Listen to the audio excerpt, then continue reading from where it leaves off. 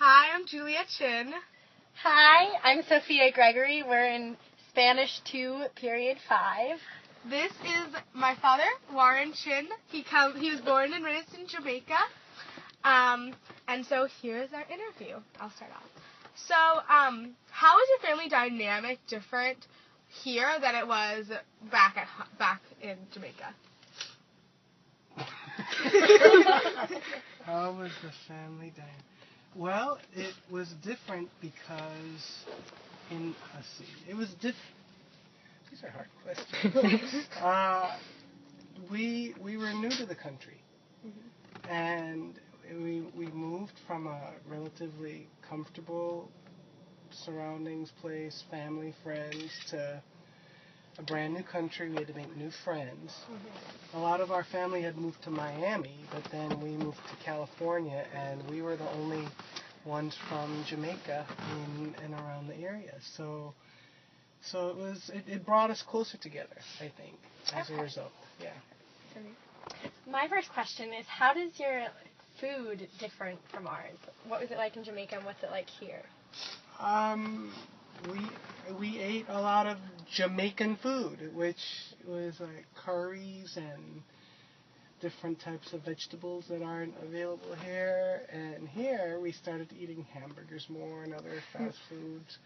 But generally, yeah, it was just we ate locally in Jamaica, and here it seemed like we were buying some more stuff from the supermarket. So what are like some traditions that you brought over from Jamaica here that like maybe you lost touch with or you like keep? Traditions.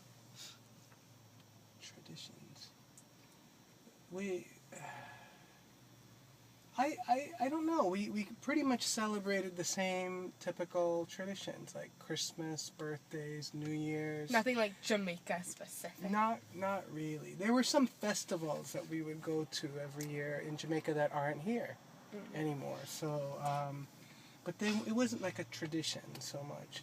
We went to the beach a lot more when we were in Jamaica, but I don't know if that was a tradition. Yeah. My question is, how is the climate different, and was it a big transition? Yeah, well, it's not that different.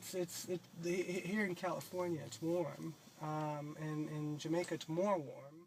Okay. So is there a specific reason why you left to come to America? It was a political one. I came when I was only 11. Didn't really quite understand it, but in retrospect, when I talked to my dad and mom, it had to do with the politics of the island, and that forced us to leave. Yeah. How are the schools different than they are here? The one thing I remember that was we wore uniforms, and it was backwards. The public what they would call public schools there were actually private. You had to pay. And the private schools were public. I don't know why it was that way. That's funny. But I went to a public school which was private, and it was like a Catholic school, and I wore a uniform. Whereas here I went to the real public school, I didn't have to wear. It was an all boys school too. It was an all boys school. Okay. Is there like something specific that you miss most about like living there? It's a little slower there. I do miss that. It's not as go, live by the clock. Things are a little bit more relaxed and not as much stress. Yeah. What about the clothing? Were there any big changes from there? No, no, not really. It was pretty relaxed, like here in California. It was nothing. Except for that thatched hat I would always wear. I'm just kidding. Okay. What was like your favorite thing to do there? Like just maybe like around town or at home? Well, I was only 11 when I left, so it was just playing with friends. That's what I remember. Like in the streets or like. I do remember something. I used to run around a lot. This is gonna be kind of funny, I think. I used to go everywhere outside barefooted. So we would play like soccer and everything in the streets everywhere barefooted. And I it wouldn't hurt because the soles of your feet would get really hard, and I was outside more than I was outside as more there than here. Yeah. What was happening when you arrived here, like with the government and history and everything? You mean in America. in Yeah. the U.S.? That's a good question. The thing I remembered most was it was the bicentennial. It was the 1976, and I just remember being kind of amazed by that they were making such a big deal over that, and it was everything in America was a lot bigger, and that made it even bigger. The bicentennial, and what was the question again?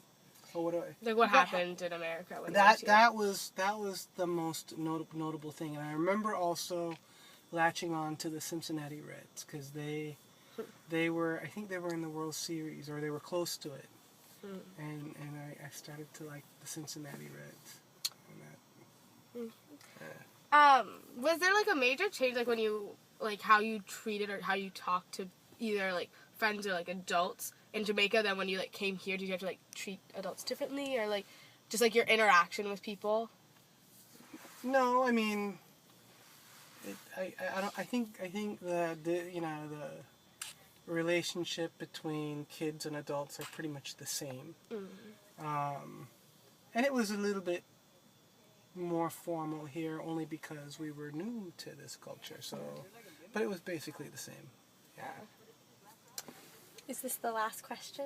Yeah. Okay. If you could have, would you have stayed in Jamaica? I think so. I didn't, as a 11-year-old kid, I didn't have any reason for wanting to leave, except my parents were leaving, so I had to go. Yeah. But I didn't, it was not like, oh, I wish I could go to the U.S. That was not a compelling thing for me. In fact, when we moved to Miami first, and I lived there for 2 years, I didn't want to leave there. I had actually settled in pretty nicely there, and then my parents came to California, and then I was like, okay, enough of this. I was happy in Miami, but for the original question, I didn't. There was no reason to go. Yeah. Okay. Well, thank you very much. Thank you very Okay. much. Oh, you're welcome. An insight into Jamaica. Yeah.